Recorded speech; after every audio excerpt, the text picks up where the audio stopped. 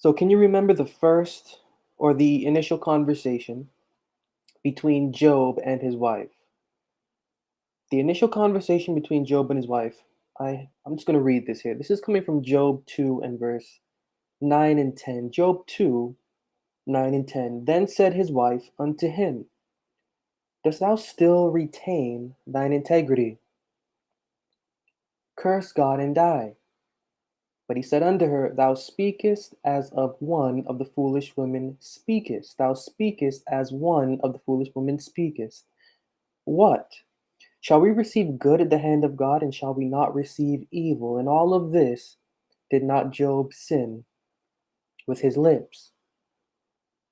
Now, I'm highlighting this because I want to stay on the track of Job, mostly because the philosophy within Job, there's always a question. And the general question is, which is the oldest book of the Bible? And you turn to the most blatant one, which you would think is the book of Genesis. And then there's the book of Job, always. The two, Genesis and Job. Genesis, because it recounts the history of what took place in the beginning, never really taking into consideration that the one that actually wrote that was not actually there at the beginning. So we can't really say that's the oldest book because that's not, quote unquote, an old book. That is a book written from a vision, a revelation, or an envisioning of what the beginning was. The book of Job, on the other hand, I will be so bold as to what many you may not find doing, or to what their work is framed around, in saying that I believe and I take the book of Job to be the oldest book within the Bible. And I'm saying that not because the book of Job has an individual offering sacrifices personally. There's no high priest in the book of Job. Job is his own high priest. And he's not offering a high priestly sacrifice or offering for the congregation. He's doing it for, this is home based. There's no temple, there's no structure, there's no anything like that. I'm not saying that this is the oldest book because of that. But the philosophy that is within the book of Job, there is no mention of the law of Moses. There's no mention of the code of Moses. There's no mention of a Moses. There is only the structure of a philosophical outlook against whatever that code of Moses is. Philosophically, the book of Job is fascinating. Not again from the standpoint of it being a book about morality or patience or long suffering, as the authors of the New Testament like to point out about this book and this character, but from a philosophical standpoint of where it is mentally and for the devotional experience. This is a book going against the grain of popular religious theory, and popular religious theory says that if you offer to God, if you do everything by the script, you will get in return blessing and refreshing, and especially on your crops. Imagine, imagine, because initially the God of this people, the God of this people, that they worship, is a crop God, is a God of harvest. We don't live in a, well, I don't know if we, but in the way that the world is today, this type of deity doesn't really do much for us anymore. Because back then, it did a lot, because when you pray to this deity, he's supposed to give you blessing for your crops, blessing for your harvest. This isn't a farm civilization anymore, at least on, I should say, at least on these parts of the world. And in general, it's more industrious. It's just more different. I'm saying all of this because imagine you praying to the crop god El. Imagine you praying to the crop god Ramon. Imagine you praying to the crop god that is your deity. And you're doing all of this for the sake of returning a blessing to your land and a blessing to your family. That's what these offerings and sacrifices were about. If you were honoring the deity of harvest, which all of them were, well, you can and you should expect a blessing, not just to you personally, not just to your family, but also to your land. But what happened to Job? Job is offering the sacrifices and the offerings on a regular, consistent basis to his crop god, to his god of harvest, and this is what is being destroyed. Not only so, but also his family. He's praying to the God of the earth, to the God of the land. He's praying to Baal. He's praying to El. He's praying to Chemosh. He's praying to the weather storm god and to the harvest god, to the god of fertility, Hadad, Baal Hadad. They're all the same, different names. And what is returned to Job is exactly what he's praying should not happen. And so the philosophy of the book of Job, when you actually look at it, it's going against the grain of popular theology, which is what the book of Micah 6 and 6 through 8 highlight. I don't have the complete verse in this chat there, but what I do have there is Micah 6, 6 through 8. Wherewith shall I come before the Lord and bow myself before the high God? Shall I come before him with burnt offerings, with the calves of a year old? Will the Lord be pleased with thousands of rams, or with 10,000s of rivers of oil? Shall I give my firstborn from my transgression, the fruit of my body for the sin of my soul? That's Micah 6, 6 and 7. And then verse 8 comes in and says, what has he taught you is right. Not anything, but to remain merciful within and to remain astute in your mind to the living God. So the book of Job is highlighting what the book of Micah is actually saying. And the book of Job is actually philosophically, chapter by chapter, taking a stance to support what Micah 6, 6 through 8 is saying. And I want to stay on the track of the book of Job, because when we look into this philosophy, we can actually see that the book of Job is calling for a heightened awareness and a heightened level of consciousness to the devotional conversation. The book of Job is looking for and is advocating for a heightened level of awareness and a heightened level of consciousness to the devotional conversation. The author wants the reader to understand that what they're doing concerning the code of Moses, that what they are doing concerning the route of the blueprint, which I have been so stressing in justification of the philosophy of the religious law, that this blueprint means absolutely nothing. And the book of Job is taking that stance. Reading one last verse here. Coming from the book of Job 33, 27 to 30. This is the book of Job 33, 27 to 30. He looketh upon men, and if any say, I have sinned, and perverted that which was right, and profited me not, he will deliver his soul from going into the pit, and his life shall see the light.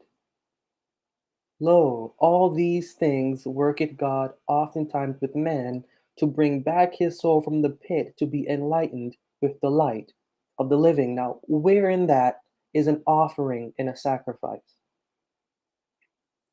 Even further, wherein that is an intercessor deity, quote unquote, Jesus Christ, if you're in one part of the religious world, quote unquote, Mary, if you're in another part of the religious world. Where is an intercessor deity in this for you? One.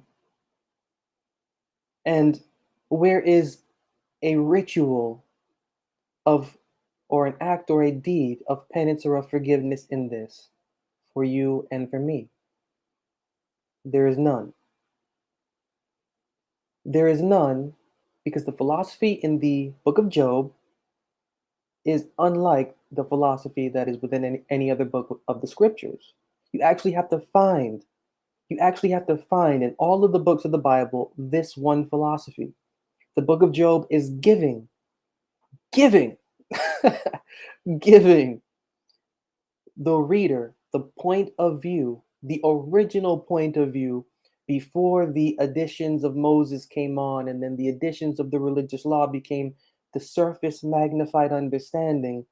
Before all of that took its place, here we have in the records a piece of writing, A piece of writing whose philosophy is going against the grain blatantly, just as in the book of Micah 6 through 8, blatantly going against what we today believe is just. And you can find many individuals, because the majority, as the Bible says, the blueprint is the philosophy of the religious law. Many individuals, they love the strictness that comes with that.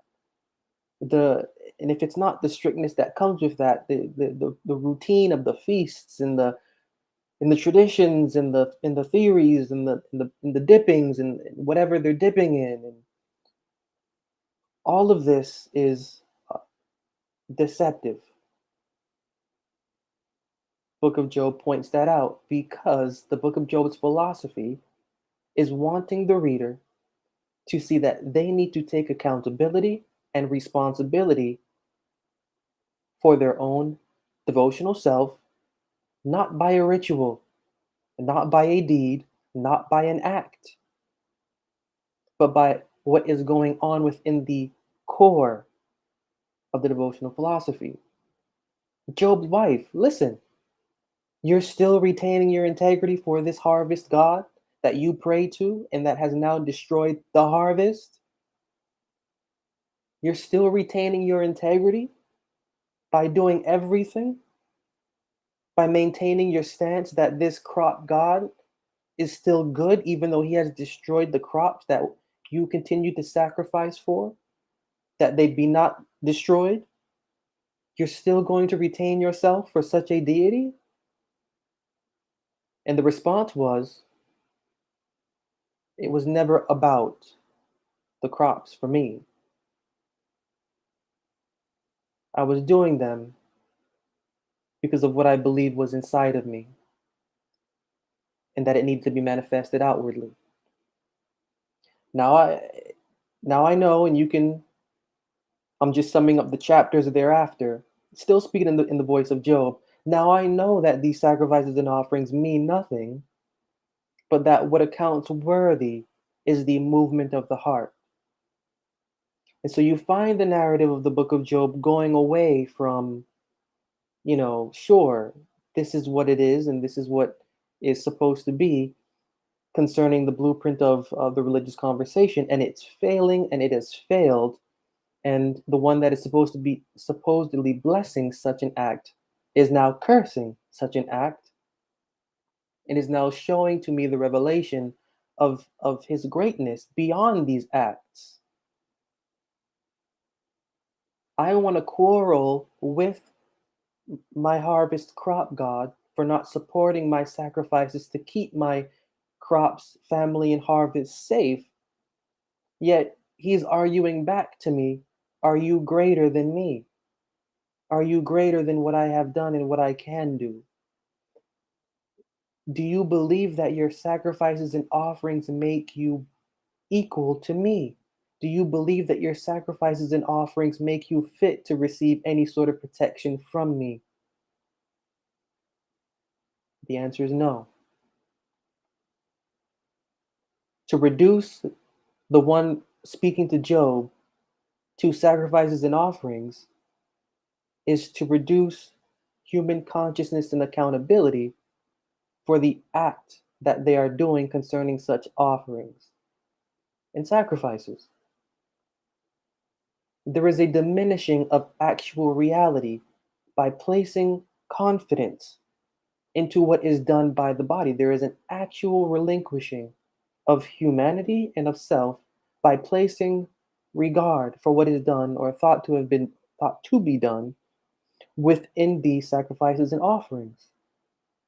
Again, you have the book of Job here, whose main character is offering to a crop deity and who is offering to a deity of the sky. Job is offering to a crop god and to a god of the sky. And what happens to him? His crops are destroyed and the sky is failing him. So he's offering to what he's supposed to be, this is his deity. He's supposed to protect, but he isn't. So what more is there? And his wife is saying, listen, you're still going to hold on to this deity that you believe has been so upholding you, and yet is the one that's now bringing you low. You are now financially unstable. You are now financially unstable, and our family is financially unstable because of your belief. You are now spiritually unstable, and you have made us spiritually unstable because of your belief. Everything that you have held to, due to everything that you have put yourself concerning a routine into practice and into existence for, it has failed. And because of that, you have failed us also. So there's a lot of weight to what this is actually saying. We can't feel it because we don't live in those times anymore. We don't feel what this is. But when you go to the book of Leviticus, and when you're reading, if you honor my commandments and my statutes, then will I give you blessings to your land and rain in all seasons, and your bread will be continually plenished. This is the belief of these people. These people are actually believing that the killing of an animal, in the blood of an animal, in the bread sprinkled with frankincense and myrrh and all kind of other things, that this is what causes rain, and this is what causes sun, and this is what causes healing from within the land, to cause crop to grow, to bring economy, and to do. These people believe this, and this is what their offerings and sacrifices are for. They believe that it brings protection. They believe that it brings security. They believe that it brings fertility.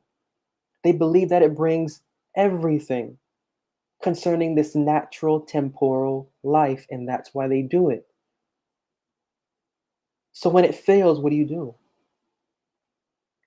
What do you do when it fails? What do you do when it fails? Do you end the sacrifices? Or do you try to understand what those sacrifices are actually alluding to in reality? That's what the book of Job is doing. The book of Job is taking the existence of the failed religious experience, of the failed blueprint religious experience, and it's analyzing it point by point. Each character that comes against Job is analyzing the structure of the blueprint of the religious world. The things that Job is feeling are challenging the structure of the blueprint within the religious world. The things that Job says are challenging the blueprint of what goes on within the religious world. Elihu comes and enters onto the scene of action to challenge the characters that Job encounters and Job himself, to set things straight.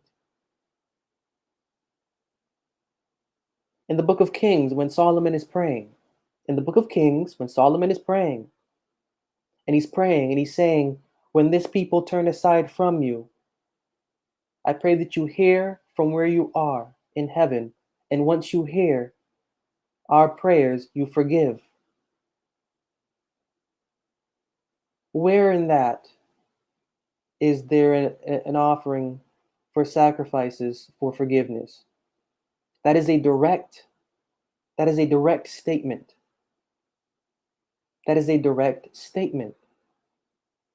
Not to get back into what I previously brought up, which subject I do love, but that character Solomon can say such a thing, that forgiveness can take place only by the ears of the one in heaven, because there is a system in place. There already exists that deity that Solomon is praying to, and then one at the right hand of that deity, the high priest of that deity, hearing prayers and making sense of the sound, doing everything. That's why he can say that. The book of Job, all of these books at their core have the same belief. They have the same belief of relying on not what is on the earth, not what is the blueprint, but understanding what the code above the earth is. We just read in the book of Job, I just read, sorry, Job 33:27-30. He looks upon men, and if any have sinned, if they have turned out of the way. Where is there anything in there for, again, an intercessory demigod or an intercessory deity, and then an act or a deed for penance or repentance. The book of Job wants the individual to know that there is a work that has to go on within. And as I read last week, receive now, I pray thee, the word from his mouth, the law from his mouth, and be at peace. There is a work that has to go on within, and there is a work that has to go on that transcends the blueprint of the religious world. This is a work that is intimately personal. It is a work where the individual conversation is connected to the conversation of the living God's mind. It's connected to the conversation within the heart of the scriptures. The author writing the book of Job is challenging the norm.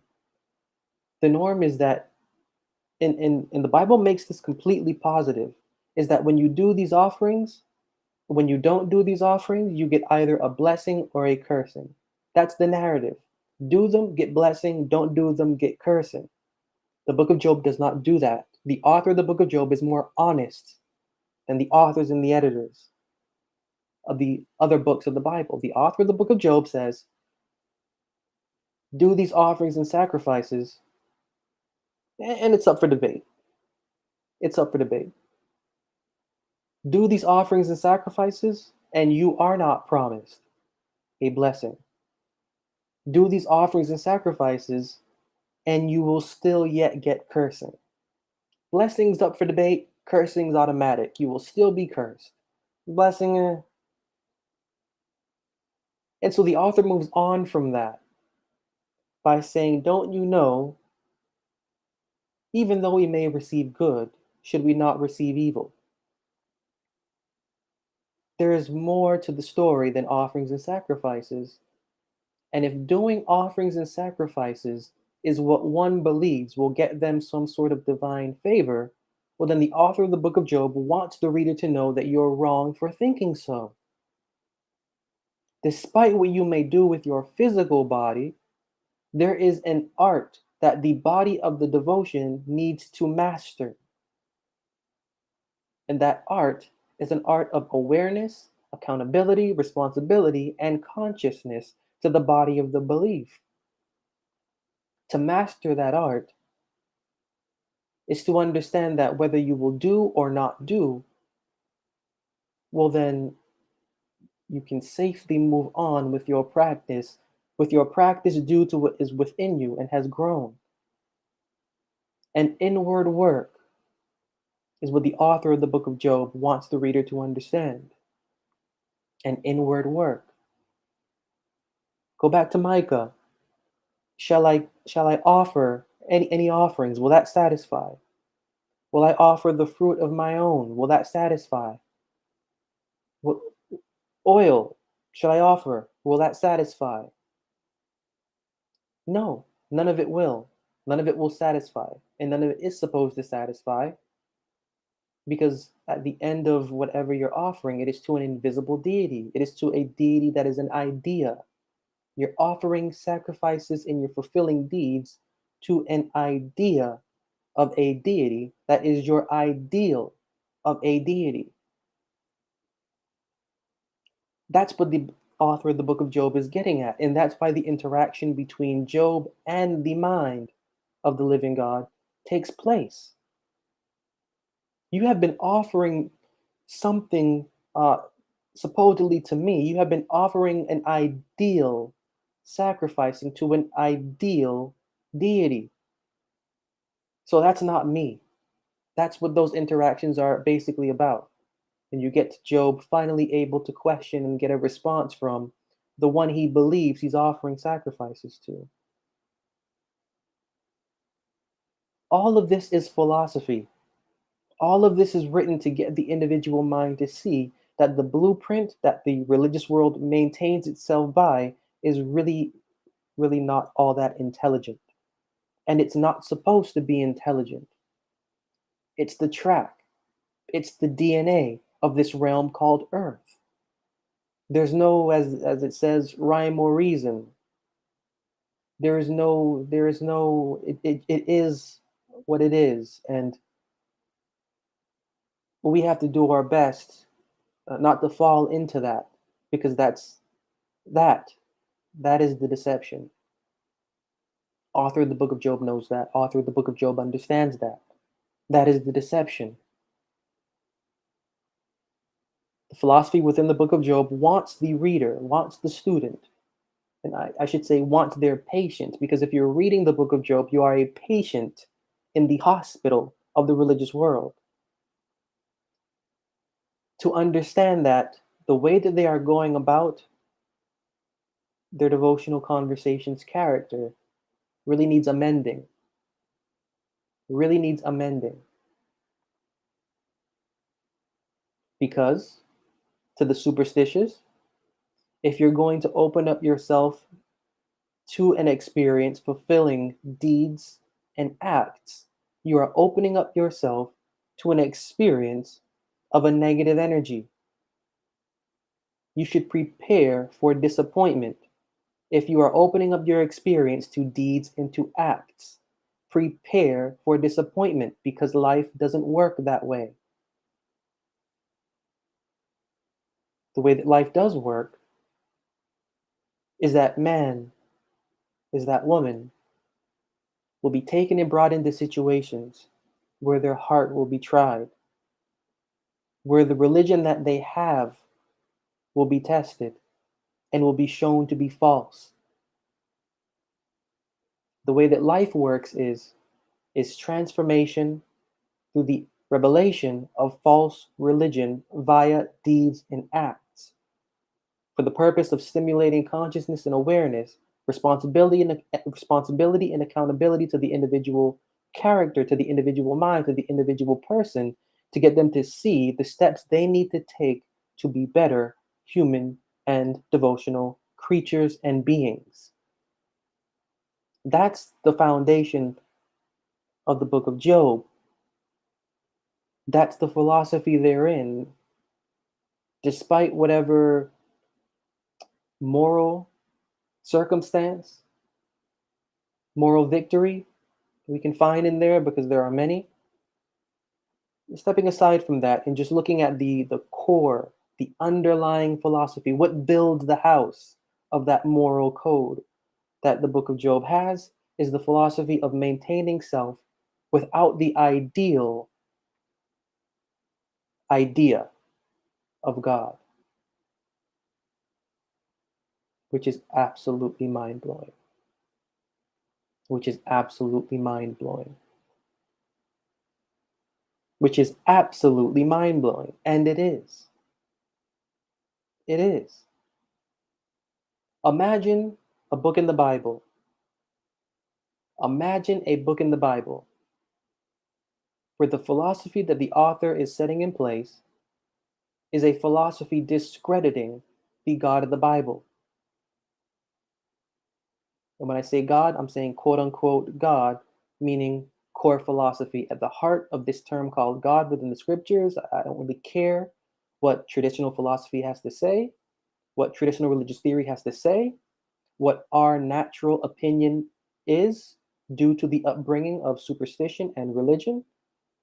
I care only about what is within the scriptures and its philosophy and how it defines itself. God, quote unquote, is philosophy. So here you have the author of the book of Job discrediting the God on the surface of the Bible, the philosophy on the surface of the Bible, discrediting it. Imagine a book that does that. Imagine. I mean, we don't really have to, because we have it here, it's doing it. But just imagine our journey for understanding the Exodus that our conversation needs to have and that our conversation needs to take. Imagine there being a gift to us in that wilderness experience, in that period of solitude, in that period of being alone.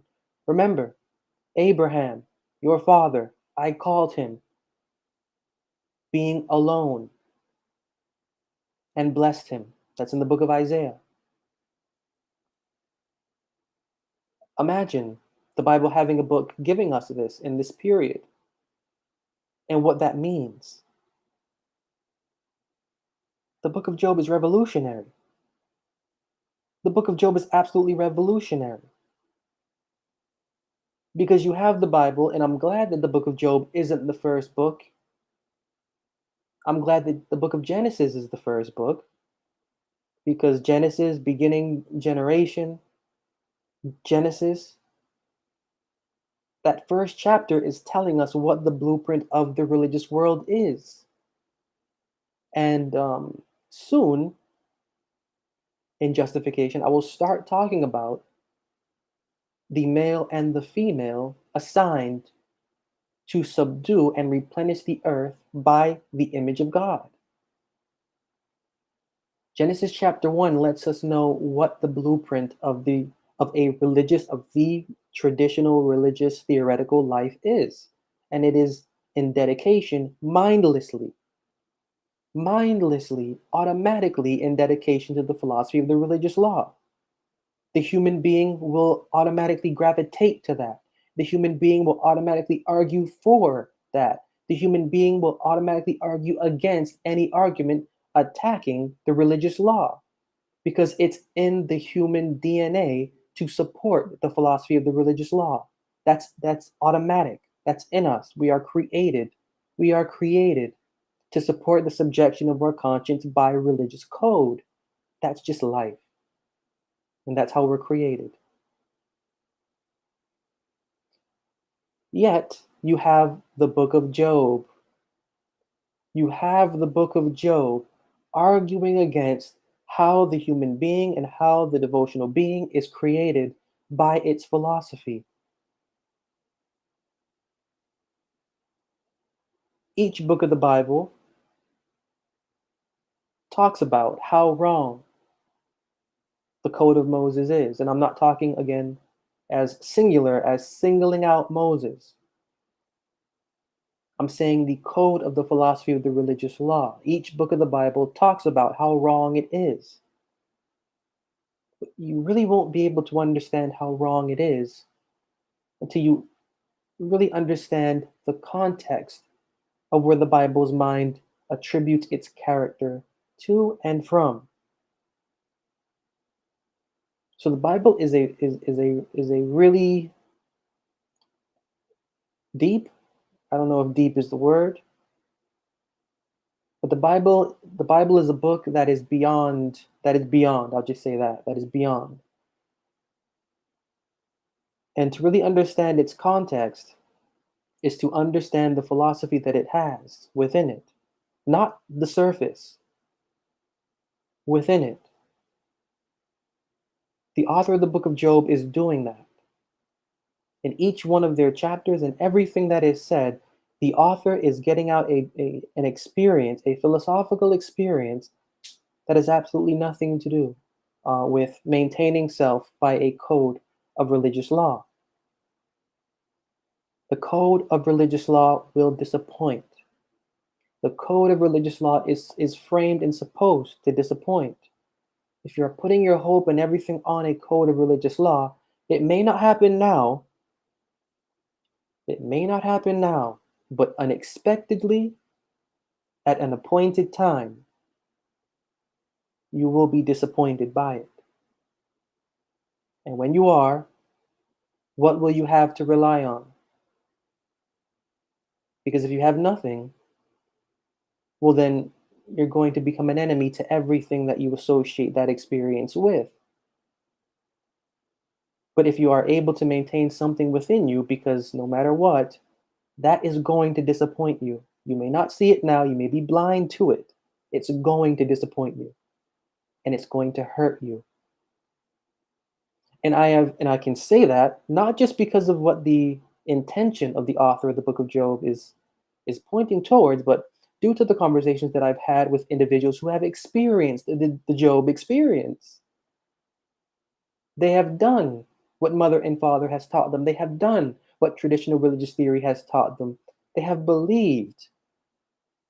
But for some reason, it has insulted their humanity. It has insulted their humanity. It has lowered their intelligence. Human intelligence, spiritual intelligence, emotional intelligence. It has harmed them. And now they don't really want to give up the experience, despite the fact of them hating their former experience. They want to reason over why they went through what they went through and how they can have that experience without the structure of what they formerly knew. That's justification. That's the intended experience within the scriptures. And segments prior, I made the point of saying it is the intention of the living God to allow each and every single conversation to be deceived by the religious world for the purpose of having some skin in the game, that when they are finally taken out, they can feel the loss and feel the hurt, to have a resurgence for revenging the hurt and the loss that was done to them. So it's a very sick game that life has going on with us. It's a very sick game. But at the end of that sort of twistedness that life has within it for us, there is mental, devotional, philosophical well-being. And we have to go through these things. Life can't be in any other way, because if life was the opposite, we would never get the understanding that we need to get. We would forever be trapped in the code of Moses, thinking that it's right, thinking that it's just, thinking that it's beneficial. No matter what we suffer for when it fails, we would still think it's just. We would never think in any other way. That's wrong. That's why life isn't like that. That's why life gives us the deception, allows us to fall into the pit, as it says in the book of Job, as I read. And as from that pit, the living God brings back up for the purpose of enlightening within the light of the living, within the land of the living, within the realm of the living. The individual experience is supposed to be cared for from one having first suffered religious deception to understanding the clarity that it needs. That's just how life is. So while the blueprint is the philosophy of the religious law, the actual blueprint is the deception of the religious law for a resurrection from the philosophy of the religious law. So there's schemes here at work, and we can't get caught up in the initial. We always have to remember that there is, whether it is the devotional life or whether it is the personal life, there is a moving forward for the sake of conscious awareness, for the sake of responsibility and accountability. That's how life works. Nature itself takes accountability, conscious accountability for itself. Nature does this. The only individuals that will not do this is the human being, because the human being loves comfort. The human being hates change. The human being hates introspection. And so religion is there to coddle, to deceive. And the code of Moses is there to coddle and to deceive. But if you had to look at nature, it actually does what is contrary to the code of Moses. If you look at nature, and if you look at the book of Job, the two respond well with one another. And so for whatever we go through this week, as I will with you, take for the purpose of creation as usual, but also take for the purpose of developing a conscious awareness.